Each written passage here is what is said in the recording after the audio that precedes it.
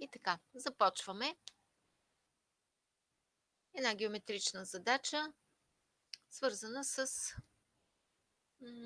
равнината. Даден е един триъгълник, на който знаем трите върха, т.е. техните координати. Да се намери уравнението на правата АБ, уравнението на медианата МА. Като казваме уравнение, значи си има предвид правата линия МА, а не отсечката МА, уравнението на височината и косинуса на ъгъл бета и лицето на триъгълника. И така,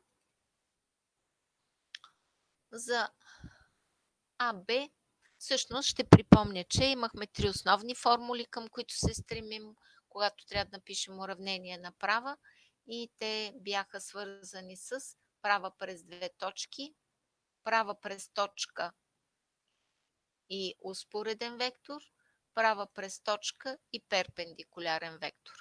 В момента за АБ имаме две точки, А е дадена, Б е дадена, остава само да си приложим формулата. Не съм я преписала наново формулата, но всъщност пишехме канонично уравнение. Горе в числител имаме хикс, y, минус съответните координати на първата точка. Нали, набелязваме си ги точките. Едната е първа, другата е втора и си спазваме реда. А в знаменател седят разликите от типа втора минус първа точка. Така, ето го тук уравнението. Доизчисляваме знаменателите и това вече е отговор, но аз все пак съм го преработила до общо уравнение. Умножаваме си тук на кръст, извършвам действията. Ето го общото уравнение на правата АБ. Следващото, което искаме, е медианата МА. За медиана какво знаем? И тя минава през върха А и през средата на отсрещната страна. Тоест, трябва да намерим тази среда. Среда на отсечка намирахме средно аритметично от двата края. Така че координатите на тази среда, точката М, ще бъдат минус 3 плюс 1 върху 2 и 1 плюс 1 върху 2. Окончателно точката М се оказва с координати минус 1, 1 и вече за медианата имаме две точки. Можем да приложим същата формула, както за правата АБ. Този път А съм я записала като първа, М като втора точка. Ето го уравнението. Хикс, А ми е първата, нали имаме хикс минус 2 върху минус 1 минус 2 равно y минус минус 1 върху 1 минус минус 1, оттам идва този плюс. Канонично уравнение, отново съм го преработила до общо. На практика за А и Б подусловие прилагаме една и съща формула, просто в Б трябва предварително да си определим точката М. Следващото подусловие В е да намерим височината на този триъгълник, но като права линия, не като отсечка. Височината, правата линия, която минава по височината, минава през точката С в случая, защото искаме точно височината HC и е перпендикулярна на отсрещната страна АБ. АБ ние имаме като права линия, но е по-удобно да я намерим като вектор, защото ако е вектор, имаме директно прилагане на една формула. И така, вектор АБ, вектора намирахме като в то края минус началото, т.е. имаме 1 минус 2, първа координата минус 1 и 1 минус минус 1, втора координата 2. И ето ни го уравнението за права през точка и перпендикулярен вектор. Следваме готова формула. Координатите на вектора седят ето тук пред скобите като коефициенти, а в скобите седят разликите на променливите хикс, y минус съответните координати на точката. Така че в първата скоба имаме хикс минус минус 3, във втората имаме y минус 1. Коефициентите на А и Б седят от координатите на АБ седят като коефициенти тук. Разкриваме скоби, извършваме действие и намираме уравнението на височината HC.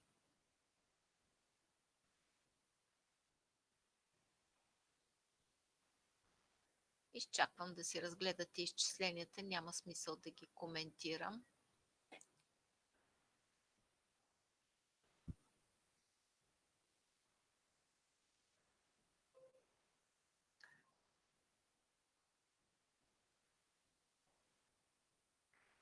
Така, следващото което трябва да намерим, е косинуса на ъгъл бета. За косинуса на един ъгъл използваме скаларно произведение на векторите, които го образуват, но ще напомня, че векторите, които образуват един ъгъл, са онези, които излизат от върха на ъгъла, т.е. началото им е във върха на ъгъла. Така че ъгъл бета не е заключен между АБ и БЦ, АБ и БЦ, но като отсечки, като вектори, които са ни необходими за косинуса, са точно векторите BA и BC, в тази посока. Образуваме си ги BA и BC. За BA можем да използваме, че е противоположен на AB, т.е. само да обърнем знаците на AB, но може пак да си го преизчислим, не е кой знае какво. От А изваждаме B и го получаваме. BC ще бъде C минус точката B, значи имаме минус 3, минус 1, първа координата минус 4 и 1 минус 1, втора координата 0. И така, намерили сме двата вектора. Във формулата за косинуса участват дължините на тези вектори, така че си ги намираме. Дължина на вектор беше квадратен корен от квадратите на координатите, така че за BA имаме квадратен корен от 1 плюс 4, корен от 5. И за BC имаме квадратен корен от 16 плюс 0, т.е. корен от 16, което е 4. Имаме дължините, имаме самите вектори, трябва да ни в скаларното произведение на тези вектори. Скаларно произведение беше сумата от първа по първа плюс втора по втора координата, ако има и трета по трета, но при нас действието се развива в равнината. И така, ето го и скаларното произведение. 1 по минус 4 плюс минус 2 по 0, 0, окончателно минус 4. И си заместваме във формулата за косинуса. Ето е косинус от бета. Става минус 4 върху двете дължини. 4 по корен от 5. Четворките се съкръщават. Получаваме минус 1 върху корен от 5. Тук обикновено ме питат, ако има такава задача, трябва ли отговорът да се рационализира накрая? Не е задължително, няма да ви санкционирам за това, че отговорът не е рационализиран. И последното, което трябваше да изчислим, е лицето на триъгълника. Лице на триъгълник можем да намерим по много начини тук, но най-лесният е този, който съм показала. Само ще припомня, че по принцип лице на триъгълник можем да намерим като намерим дължината на едно векторно произведение. Но векторното произведение е понятие свързано с пространството, а нашите вектори са равнинни, нали, с по две координати. Така че евентуално бихме могли да използваме идеята за векторно произведение, като им добавим фиктивна нулева координата на края на тези вектори. А другото е да използваме тази формула, която съм ви дала, и тя беше 1/2 модул от една детерминанта, която сглобявахме, като подреждахме координатите на точките една под друга. Ето ги точките А, Б и С. Така те образуват два стълба и третия стълб го допълваме с единици. И така, лицето на триъгълника е 1/2 от модула на тази детерминанта. Изчисляваме си я. 2 плюс 3 минус 1 плюс още 3 минус 2 и плюс 1. Двойките се съкръщават. 8/2, т.е. лицето на триъгълника е равно на 4.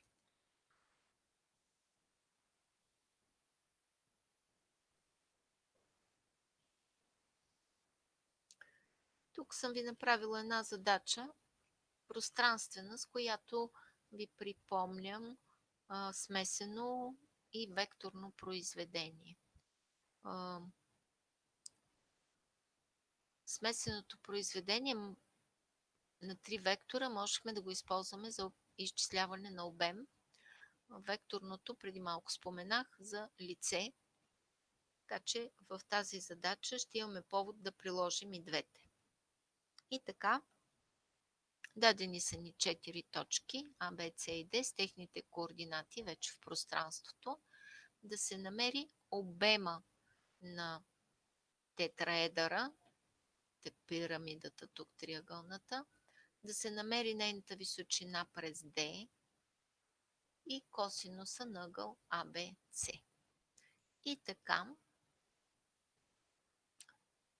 казахме, че обема е свързан с смесено произведение. Обема на такъв тетраедър беше 1/6 от смесеното произведение на три от векторите, образувани от 4 точки.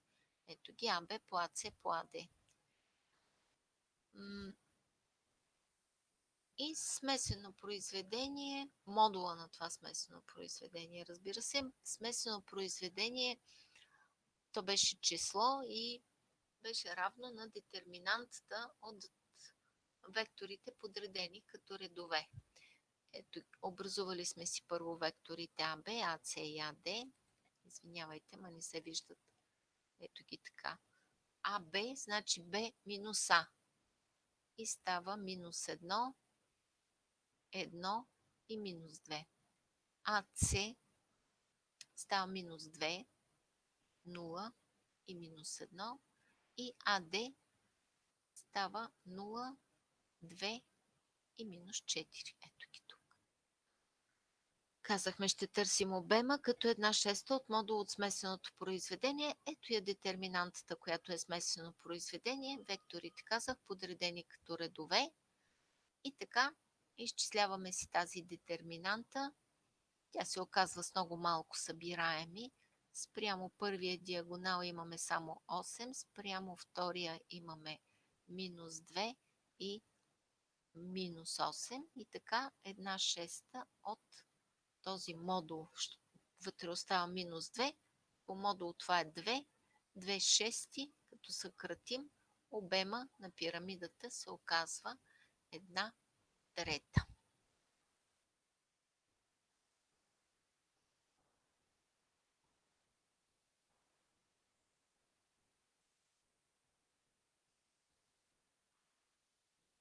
За намиране на височината, тук съм показала един стар начин, свързан с векторно произведение и един свързан с разстояние от точка до равнина. Два начина за намиране на височината вече имаме. Първия път, когато сме разглеждали подобна задача, знаехме само векторно и смесено произведение и сме приложили първия начин. Ще ви покажа още един. Първият начин е да използваме старата училищна формула за обем на пирамида, че нейният обем е лицето на основата по височината върху 3. Тъй като търсим височината през върха D, основата ни трябва да е триъгълник ABC, да му намерим лицето. Обема вече сме го намерили, да изчислим DH. Лицето на триъгълника, както припомних преди малко, е свързано с векторното произведение на два вектора. Образувани ли сме си векторите АБ и АЦ. Имахме ги преди малко. Ето ги тук преписани, векторите АБ и АЦ. И сега ще си намерим тяхното векторно произведение. Какво значи това? Векторното произведение, координатите на това векторно произведение, защото то е нов вектор, ги получаваме във вид на детерминанти, като за първа координата махахме първите и записваме следващите след скритото, след премахнатото. За втора координата махаме вторите, скриваме си ги и си преписваме останалите, но винаги започваме с стълба след скритото, т.е. за вторите координати първия стълб е минус 2, минус 1, после се връщаме обратно в началото и продължаваме с минус 1, минус 2. И за трети координати, за третата координата махаме третите координати, връщаме се в началото и преписваме останалото. Ето я детерминантите. Доизчисляваме си ги. Първото е минус единица, второто става 4 минус 1, 3, третата детерминанта става 0 минус минус 2, т.е. 2. Ето го вектора, който е векторно произведение на АБ и АС. Но в лицето участва неговата дължина. Така че си намираме сега дължината на този вектор. Квадратен корен от сумата от квадратите на координатите, т.е. квадратен корен от 1 плюс 9 плюс 4, корен от 14. И лицето с корен от 14 върху 2 е лицето на основата. И ето я и формулката, която казах, че е стара училищна формула. Обема на една пирамида е лицето на основата по височината върху 3. Обема го намерихме, че е 1/3. Лицето го намерихме, че е корен от 14 върху 2. По търсената височина DH, всичкото това върху 3. И тук извършваме някакви действия. Стигаме до това, че височината е равна на 2 върху корен от 14. Рационализирала съм го, макар че не е задължително и казах няма да ви санкционирам, но тук може нещо все пак да се съкрати. То умножим числителя и знаменателя по корен от 14, двойката ни се съкръщава и остава корен от 14 върху 7. Това е височината. Втория начин за намиране на тази височина, всъщност височината е разстоянието от върха D до равнината на основата. И ако знаем уравнението на равнината, ние имаме готова формула за тази височина. Ще се опитаме да си го получим. Ние имаме 3 точки от равнината и не е проблем да си напишем уравнението на тази равнина. Запазваме една точка. Запазила съм точката B, няма значение коя от трите ще бъде А, Б или С. И си образуваме два вектора. Използвала съм векторите А, Б и АС, защото вече ги имаме, нали? Същите, които преди малко сме използвали. И така, нашата равнина ще минава през точката Б и ще е компланарна с векторите АБ и АС. Уравнението на такава равнина пишехме във вид на детерминанта, в която първия ред са X, Y и Z от минус съответните координати на точката. На втория ред е единия вектор, на третия ред е другия ни вектор. Ето я детерминантата. Приравнена на 0, разбира се, така се получава уравнението на равнината ABC. Изчисляваме си тази детерминанта. Ето го тук. Имаме минус X. После следва плюс 4y плюс 1. После отиваме на втори диагонал плюс 2 по z минус 1. И минус y плюс 1. Извършваме действия. Минус хикс, y е 4y от тук и минус y става 3y.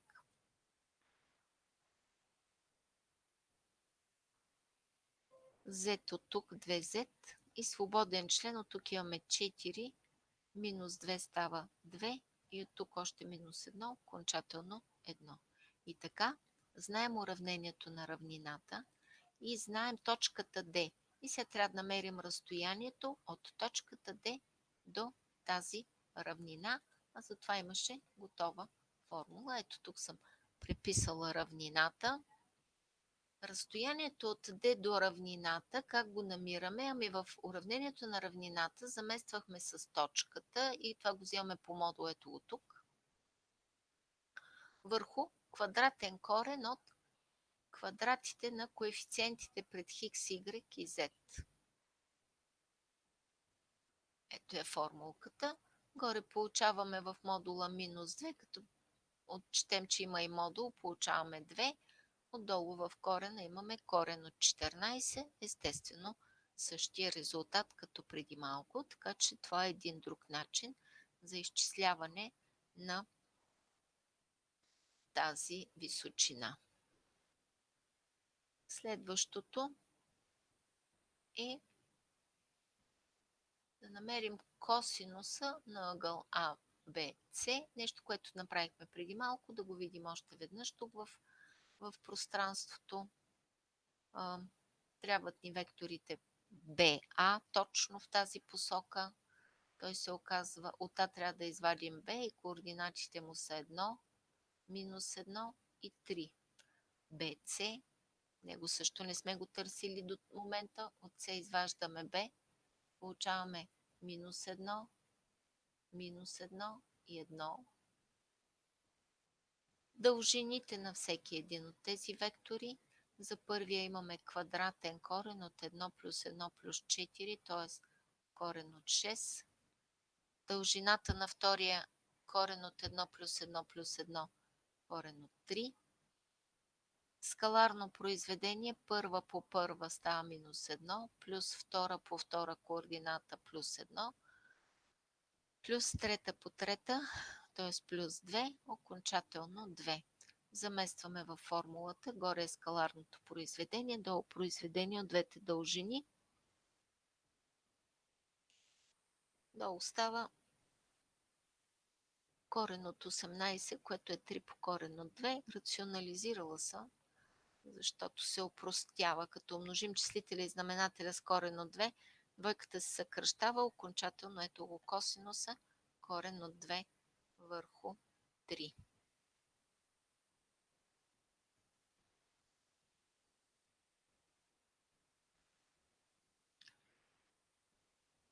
И една детерминанта от четвърти ред, да си припомним как ги изчислявахме.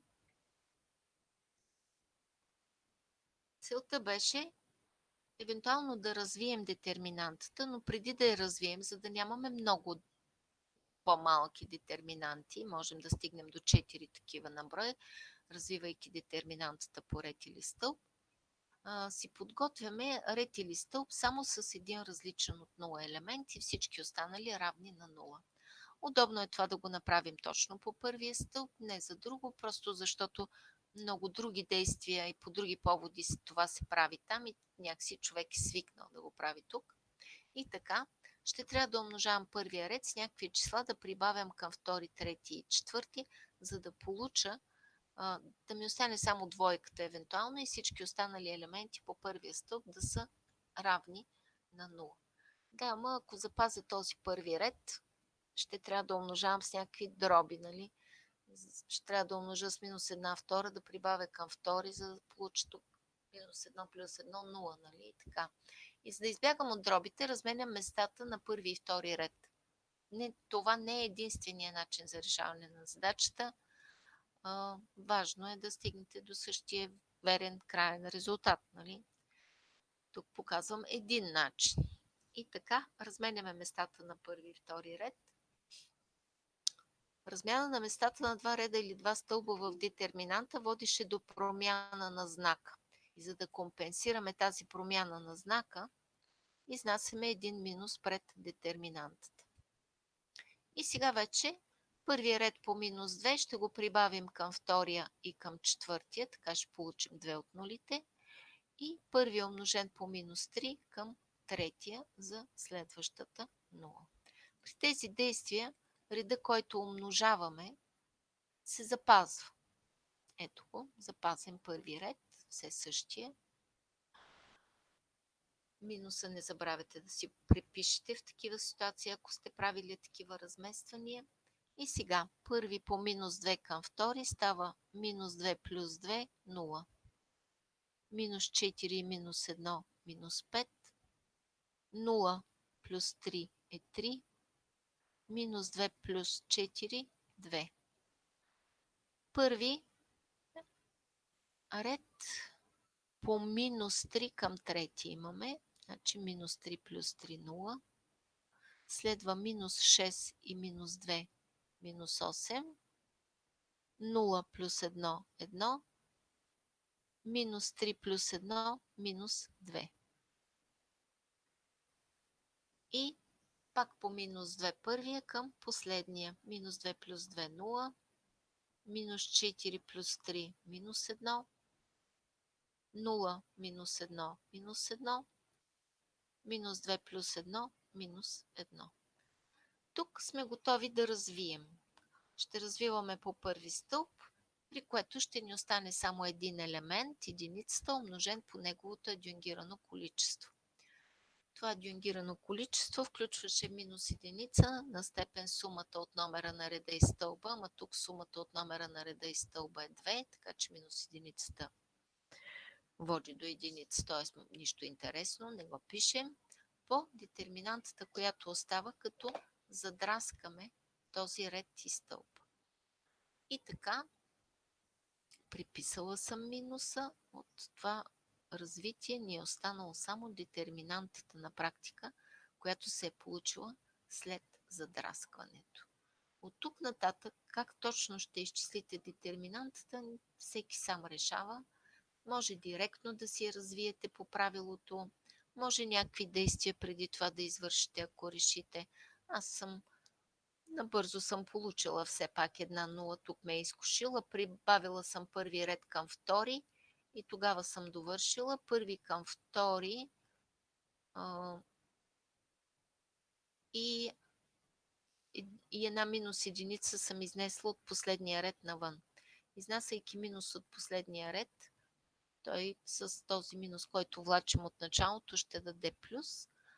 Освен това казах първи към втори ред, т.е. първи се е запазил, а втори е станал минус 13, 4 и 0. И тук съм я довършила. Могат още някакви преобразования да се правят, но то правилото ни е сравнително просто, така че може би няма смисъл. Получаваме 20 по главния диагонал, 1 0, минус 20 по-точно, минус 26. По втори диагонал имаме още минус 8, 0 и плюс 39. Довършваме изчисленията. Окончателно минус 15.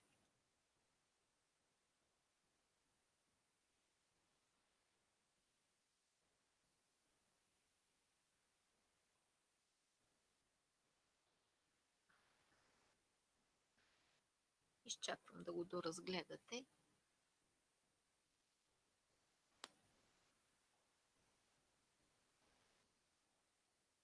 Днеска съм ги изпратила тези листчета. Може да си ги видите в почтата.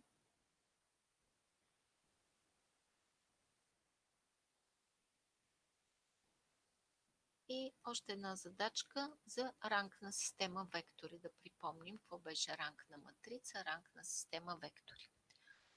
Всъщност ранг на система вектори търсим, като намираме ранга на матрицата, която можем да си образуваме, като ги подредим по редове или като по стълбове. Така че, за да намерим ранга на тези вектори, за да им намеря ранга, съм си образувала матрицата, като съм ги подредила по редове. Първия вектор ми е първи ред, втори ред и така нататък. Нали? Ето го А3 на трето място и А4 на последно. От тук с разрешените елементарни преобразования преобразуваме матрицата до трапецовидна форма. И получим ли тази трапецовидна форма, броя на ненулевите редове показваше ранга на матрицата. И така, за целта пак искаме нули, най-общо казано, под диагонала. Започваме да ги изчисляваме, те се оказват обикновено доста повече. И така, първи ред по минус 1 ще умножим, ще прибавим към втори, първи по минус 2 към трети и първи пак по минус 1 към последен. Първия ред се преписва. Ще се променят от втори ред надолу, така че имаме минус 1 плюс 1 е 0. Сега умножавам с минус 1 и прибавям. Следва 2 плюс 1, 3. Минус 3 плюс 2, минус 1 и минус 1 плюс 1, 0. Сега първи по минус 2 към трети. минус 2 плюс 2, 0. Тук като умножим става 4 минус 1, 3. Следва минус 6 плюс 5, минус 1. И накрая минус 2 плюс 2, 0. И последно, първи ред по минус 1 към последен. Минус 1 плюс 1, 0. 2 плюс 4, 6. Минус 3 плюс 1, минус 2. Минус 1 плюс 1, 0. Тук се вижда как редовете са станали, два от тях са еднакви и третия е пропорционален, т.е. тук бързо ще получим някакви нулеви редове и съм го написала, разбира се, това. Значи втория умножен по минус 1 към третия, ние тъй или иначе се стремим към, дори да не го забележите, това, че са еднакви, пропорционални, ние се стремим към трапецовидна форма, т.е. нули под диагонала като начало, така че тъй или иначе ето последните два елемента във втория стълб трябва да ги направим нули. За целта работим с втория ред. Първия не го пипаме, защото ще ни развали вече получените нули. Така че втори по минус 1 към трети и втори по минус 2 към последен. Първи се преписва. Втория реда, който умножаваме, той също се преписва. Трети обаче ще стане изцяло нулев. И четвърти и той ще стане изцяло нулев. Ами, ние вече имаме трапецовидната форма на нашата матрица, нали? Останало ни е само ето това горе с една нуличка, т.е. точно един трапец.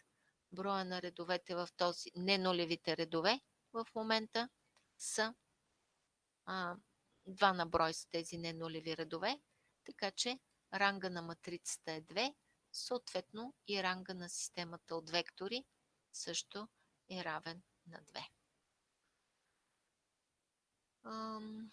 Така. Други неща ние въобще от миналия път преговаряме. Тоест, не съм включила задачи от пространството днес, защото 2 упражнения решавахме от тях. Може би много неща не съм преговорила. Не мога да, разбира се, да припомня абсолютно всичко отново, което сме правили цял семестър. Вие трябва да си ги доразгледате нещата. Аз реших като последно упражнение да го оставя ето такова, съвсем кратичко. Така че от тук нататък слушам ви за въпроси.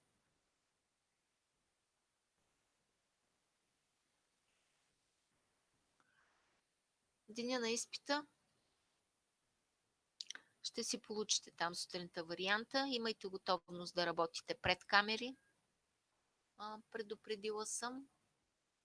Решавате си вариантите, които ви се паднат, след което снимате и изпращате. Искам да обърна внимание върху изпращането на снимките. В какъв вид? На много места колегите държат да ги обръщат в PDF файлове, подредени така иначе. Аз имам един единствен каприз. Моля, позиционирайте ги правилно. Не искам снимки обърнати с главата надолу или напреко на екрана да ми се появяват.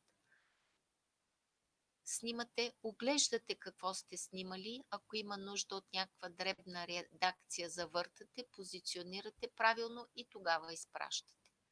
Значи, снимки обърнати с главата надолу няма да чета. От сега предупреждавам. Времето и час и половина имате за задачи и 60 минути, доколкото си спомням, за теория.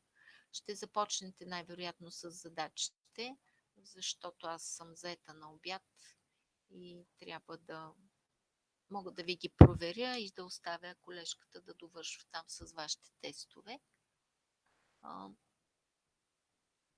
Аз не знам какво ще направите. Аз тестовете би могла да ви ги качи онлайн да ги правите и даже системата да ги проверява, но нямам представа как ще процедира с тестовете. Но за задачите имате час и половина и 60 минути, доколкото си спомням за теста. Времето е напълно достатъчно. Задачите са 4 на брой, 2 алгебра, 2 геометрия. Така. Други въпроси? Питайте всичко, което се сетите, че това ни е последната среща. Разбира се, ако ви възникнат някакви въпроси, не пречи да ми пишете. Имате там почтата, от която ви изпращам материали, а и на сайта имам качена и служебна почта. Все някъде ще ме намерите, пишете ми, ще се постарая да отговоря. Не я чета 20 пъти на ден. Тоест, но може да не ви отговоря на секундата, а да ви отговоря от единия за другия ден. Така, но все пак е начин за връзка. Ако нямате въпроси, сте свободни. Иначе аз изчаквам въпроси. Днеска затова го бях оставила, ама вие явно. Разгледайте си всичко, което сме правили в пространството, симетрични точки разни, как сме търсили. Всичко може да се падне.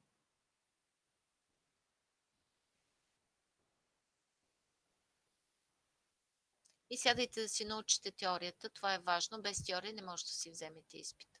Не знаете.